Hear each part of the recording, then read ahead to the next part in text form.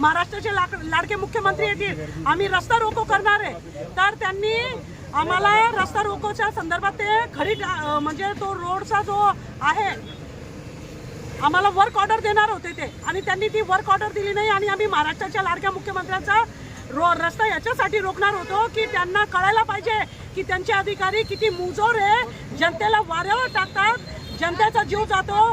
3 वर्ष झालेले जी माल निस्तारण योजनेचं काम चालू आहे आणि 3 वर्षापासून MN पटेलने तो ठेका घेतलेला आहे आणि त्या ठेक्याच्या खड्ड्याचे रस्ते बुजले नाही, म्हणून आम्ही महाराष्ट्राच्या लाडक्या मुख्यमंत्र्यांना भेटणार होतो. पण पोलीस डिपार्टमेंटचा वचक बघा कसं करता, त्यांची सर्व नोकरी वाचवण्यासाठी सामान्य कार्यकर्त्यांना डांबून ठेवण्याचा प्रयत्न करता, म्हणजे मुख्यमंत्र्यांजवळ आमचे प्रश्न जायला नको.